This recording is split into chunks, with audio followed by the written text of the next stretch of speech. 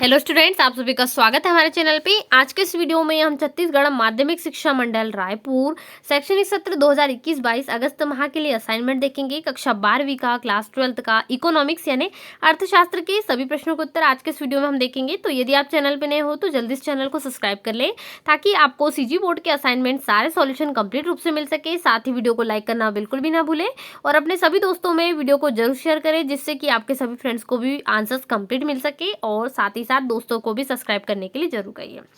चलिए शुरुआत करते हैं क्वेश्चन नंबर फर्स्ट से। समष्टि अर्थशास्त्र व्यष्टि अर्थशास्त्र से किस प्रकार भिन्न है, समझाइए। ठीक है, पहले क्वेश्चन है भिन्न है मतलब दोनों में क्या यहाँ पर एक अंतर है जो प्रॉफिट हो सकता है, तो दोनों में से किस प्रकार से समष्टि अर्थशास्त्र को भिन्न बताना। ठीक है, या दोनों में क्या अंतर है ये भी इसको क्वेश्चन बन सकता है। दोनों ही सेम क्वेश्चन है। 75 लगभग शब्द सीमा है आपकी, 75 से 100 होना चाहिए। ठीक है, तो यहाँ पर हम देख लेंगे किस प्रकार से। उसके बाद जो आगे की क्वेश्चन आंसर है वो भी हम देखेंगे। लगभग 5 क्वेश्चन से आपको यहाँ पर तो सीमांत लागत तक के क्वेश्चंस को आंसर देखेंगे। इसके बढ़ने के कारण, फिर यहाँ पर अवसर लागत की अवधारणा स्पष्ट करना है उदाहरण के साथ में, और संभावना चक्र उत्पादन संभावना, फिर विभिन्न अर्थव्यवस्था में केंद्रीय समस्याओं का समाधान, इन सभी के आंसर हम देखेंगे। और यदि इसके पहले आपकी कोई भी असाइनमेंट के आंसर छूट गए हो, जैसे कि बिजनेस स्टडी हो, भूगोल हो, इतिहास हो और बाकी कोई भी सब्जेक्ट हो, यदि वो आंसर आपने नहीं लिखे हैं तो डिस्क्रिप्शन बॉक्स में लिंक है, जाइए और आंसर्स को कंप्लीट कीजिए। और साथ ही कोई वीडियोस यदि आपको डिस्क्रिप्शन बॉक्स से नहीं मिल पा रही है तो चैनल पेज पे सारी वीडियोस है, चैनल पर जाकर देख लीजिए, कोई भी वीडियो आपको मिल जाएगी। असाइनमेंट के सारे आंसर कंप्लीट हो चुके हैं। चलिए आंसर शुरू करते हैं इसके अर्थशास्त्र के।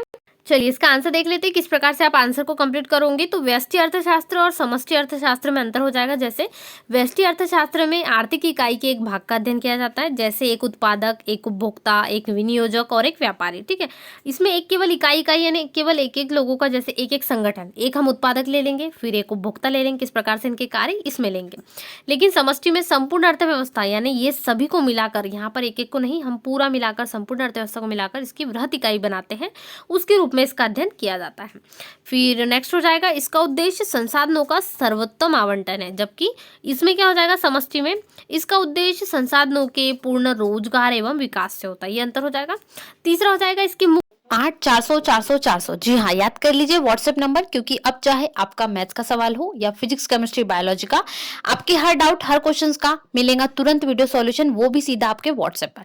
बस आपके फोन में डाउटनेट का 8 400 400 400 व्हाट्सएप नंबर सेव कर लीजिए और चैट ओपन कीजिए। फिर जो भी आपका डाउट है वो सवाल की आपको बस फोटो खींचनी है, उसे क्रॉप करना है और 5 सेकंड में आपको उसका वीडियो सॉल्यूशन मिल जाएगा। क्लास 6 से 12th, IIT, JEE mains, advance, NEET, CBSE board और सभी स्टेट बोर्ड्स के बच्चों के लिए। तो देरी किस बात की, अभी जाइए 8 400 400 400 पर अपना सवाल व्हाट्सएप कीजिए और अपने सभी डाउट्स को आउट कीजिए। लिंक डिस्क्रिप्शन में है। विकास से होता है, ये अंतर हो जाएगा। तीसरा हो जाएगा इसकी मुख्य उपकरण मांग और पूर्ति है, किसके, व्यष्टि के मांग और पूर्ति हो जाएगी। लेकिन समष्टि में उपकरण क्या है, इसके मुख्य उपकरण समग्र मांग और समग्र पूर्ति। ठीक है, ये हो जाएगा। उसके बाद है व्यष्टि अर्थशास्त्र को मुख्य समस्या कीमत निर्धारण है। यहाँ पर मुख्य समस्या क्या है, कीमत निर्धारण हो जाती है इसमें पहले से, और इसमें आय और रोजगार का निर्धारण करना होता है। किसमें, समष्टि में, यानी समष्टि में आपको आय का होगा और रोजगार का, जबकि व्यष्टि में आपको जो होगी कीमत की। तो ये प्रमुख रूप से भिन्नता हो जाएगी दोनों के अंतर्गत, ये अंतर इसको हम कहेंगे। इसके बाद अगले प्रश्न की ओर देख लेते हैं। चलिए अगले प्रश्न में आपको विभिन्न प्रकार की अर्थव्यवस्थाओं के बारे में बताना है। तो चलिए सबसे पहले जो अर्थव्यवस्था है वो क्या है, बाजार अर्थव्यवस्था। तो क्या होगी बाजार अर्थव्यवस्था। बाजार अर्थव्यवस्था एक स्वतंत्र अर्थव्यवस्था होती है। इसका अर्थ है उत्पादन क्या करे, कैसे करे व किसके लिए करे, संबंधित निर्णय लेने के लिए स्वतंत्रता है। इसका निर्धारण मांग व पूर्ति की शक्तियों द्वारा किया जाता है। ये आपको आंसर पूरा का पूरा कंप्लीट इस प्रकार से बाजार अर्थव्यवस्था में लिख लेना है। इसके बाद अगले प्रश्न की ओर बढ़ते हैं। तो इसमें नेक्स्ट है, क्या उत्पादन किया जाए, उत्पादक उस वस्तु का उत्पादन करेगा जिसमें उन्हें अधिक लाभ प्राप्त हो। ठीक है, आपको आंसर कंप्लीट लिख लेना है। उसके बाद में नेक्स्ट है, कैसे उत्पादन किया जाए, उत्पादन सदैव उस तकनीक का उपयोग करेगा जिसमें कुशलता अधिकतम होती है तथा लागत न्यूनतम होती है। ये दूसरा पॉइंट हो जाएगा। तीसरा है, किसके लिए उत्पादन किया जाए, यहाँ पर प्रमुख है किसके लिए उत्पादन करे, जो अधिक कीमत देने में सक्षम हो, ये हो जाएगा। उसके बाद नेक्स्ट अर्थव्यवस्था क्या हो जाएगी, केंद्रीय नियोजन अर्थव्यवस्था। ये आपको लिखना है। केंद्रीय नियोजन अर्थव्यवस्था में क्या, कैसे तथा किसके लिए उत्पादन किया जाए, जिससे केंद्र सरकार के ही सारे निर्णय कौन लेगा, केंद्रीय अधिकारी लेंगे, क्योंकि केंद्र की नियोजन व्यवस्था है, इसलिए सारे निर्णय कौन लेंगी, केंद्र लेगी। ये आपको आंसर पूरा इसमें लिख लेना है। चलिए आगे बढ़ते हैं नेक्स्ट क्वेश्चन की ओर। इसके बाद मिश्रित अर्थव्यवस्था हो जाएगी, अर्थात पूंजीवाद और समाजवाद दोनों ही अर्थव्यवस्था का अस्तित्व। मिश्रित अर्थव्यवस्था में केंद्रीय समस्याओं का समाधान कीमत यंत्र एवं केंद्रीय प्राधिकरण दोनों ही द्वारा किया जाता है। दूसरे शब्दों में कहे तो इस अर्थव्यवस्था में समस्याओं का निराकरण निजी एवं सार्वजनिक दोनों ही क्षेत्रों के सहयोग से किया जाता है। एक निश्चित अवधि के लिए योजना तैयार की जाती है, आपको पूरा आंसर लिख लेना है। फिर लक्ष्य निर्धारित किए जाते हैं, जैसे निजी सार्वजनिक क्षेत्र के द्वारा कितना उत्पादन किया जाए, कौन कौन सी वस्तु और सेवाओं का उत्पादन हो, कितनी मात्रा में उत्पादन हो और किस तरह की विधि और किस तरह का वितरण किया जाए, ये समस्या सारी इसमें आती है। बहुत सारी चीजों के इसमें निजी क्षेत्र और सार्वजनिक क्षेत्रों का लाभ होता है, तो ये पूरा आपको लिख लेना है क्वेश्चन नंबर 2 में। चलिए इसके बाद जो उत्पादन संभावना चक्र है वो देख लेते हैं, किस प्रकार से आप उसका क्वेश्चन का आंसर कंप्लीट करोगे। तो जो उत्पादन संभावना वक्र है, दो वस्तुओं के विभिन्न संयोगों यानी कॉम्बिनेशंस को प्रकट करता है, जिनका उत्पादन दिए हुए संसाधनों द्वारा किया जाता है। तो इस वक्र का उपयोग करके क्या कर सकते हैं, इससे पता लगा सकते हैं कि क्या उत्पादन करे कि केंद्रीय समस्या को। यहाँ पर हमारा जो आपको आंसर लिखना है, इसमें क्या होता है, जो यहाँ पर ये उत्पादन वक्र होता है, इसमें यहाँ पर हमें दो चीज़ों को कॉम्बिनेशन रहता है। सबसे पहले उन वस्तुओं का रहता है जो यहाँ पर यूज़ की जा रही है, इस प्रकार से इनका कॉम्बिनेशन बनता है। इसमें क्या होता है, कार्य होता है कि एक अर्थव्यवस्था उपलब्ध तकनीक और दिए हुए संसाधनों के पूर्ण और कुशलतम उपयोग द्वारा की जाती है।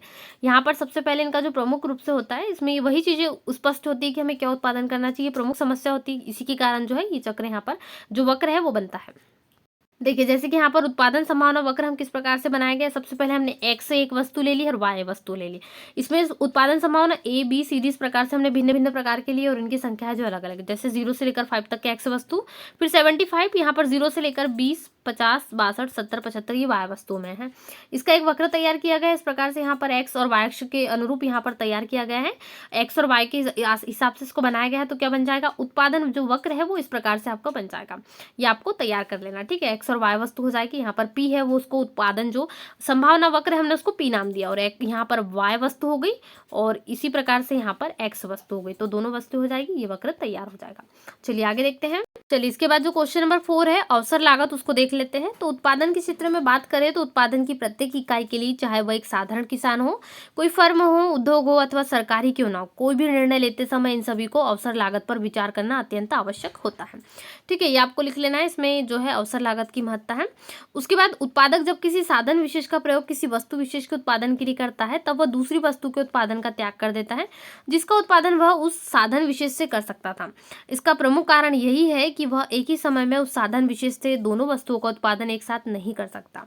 इस प्रकार साधन विशेष के वैकल्पिक प्रयोग के अवसर के त्याग को ही अर्थशास्त्र में क्या कहते हैं, अवसर लागत यानी अपॉर्चुनिटी कॉस्ट कहा जाता है, ठीक है। तो ये आपको लिख लेना अवसर लागत में। चलिए उसके बाद आगे देखेंगे। पूछी गई अवसर लागत की अवधारणा के बारे में आपको बताना है। तो अवधारणा में क्या आ जाएगा कि यहाँ पर जो एक हमने अभी नतोदर चक्र देखा है, यहाँ पर इस प्रकार से वक्र जो दिया गया था हमें, वो वक्र में हमने क्या चीजें देखी, नोट की कि निश्चित समावधि में उत्पादन के साधनों की मात्रा निश्चित मानी जाती है। आप चाहे तो सिर्फ यहाँ पर उदाहरण से ही समझाना है आपको, तो यहाँ पर वो वक्र बना दीजिए, और ये जो वक्र है आपका बहुत काम है, इसको आपको तीनों क्वेश्चंस में इंक्लूड जरूर करना है। इससे क्या होगा, पूर्ण प्रतियोगिता यहाँ पर स्थिति निर्मित मानी जाती है। अर्थव्यवस्था में उपलब्ध उत्पादन के साधनों की मात्रा और किस्में स्थिर है।